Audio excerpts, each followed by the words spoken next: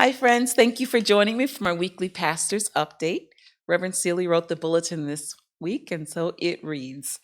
Dear friends, it often feels in upstate New York as if we jump right from winter to summer overnight.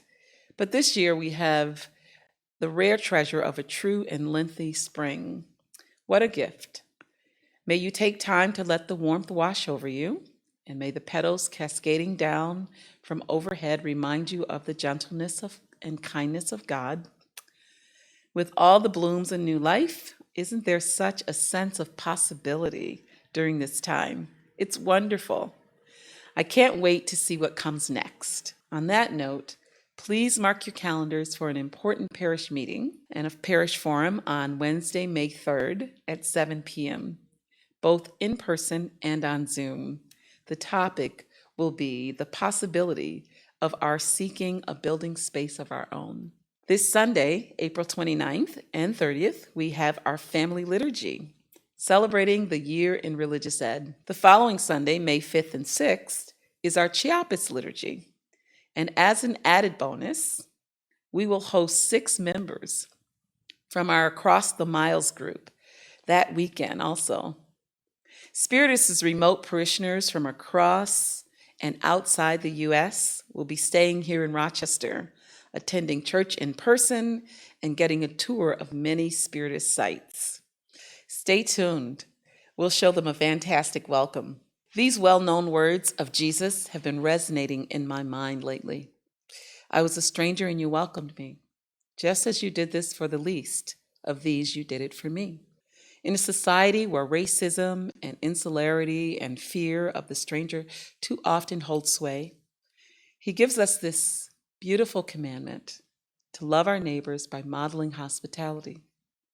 In that spirit, I share this news with you. A new humanitarian program was announced by the Biden administration this past January.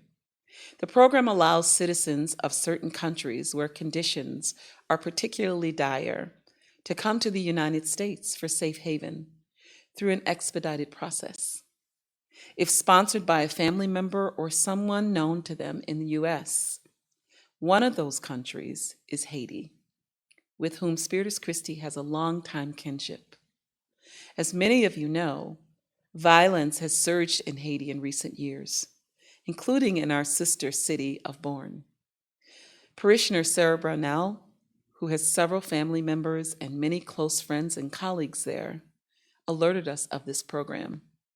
The Spiritus staff felt enthusiastic about exploring whether our church could sponsor a family in her circle to come here. And Lauren Arzetta and Reverend Celie have been working with Sarah on the initial paperwork ever since. I am happy to report that this week we sent in the application listing our church as a sponsor to a mother and son from Borgne. Although the wait time for approval of applications is often several months, we are hopeful for their arrival later this spring or perhaps in the summer.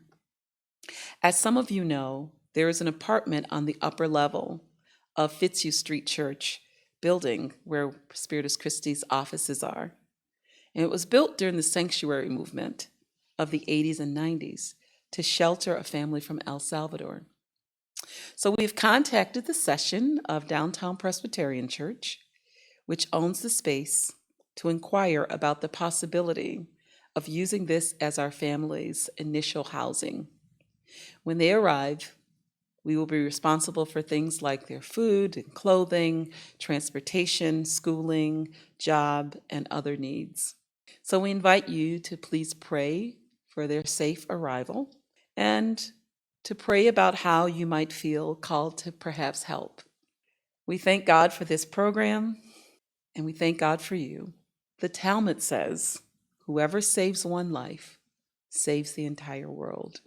This week we send our love to Debbie Moffitt on the loss of her Aunt Florence. We send our heart to you, our love to you, and our prayers to you during this very difficult time for you and your family. Well, friends, may God bring you light this week. And we know that you can cut back some of the flowers, but you cannot hold back this spring.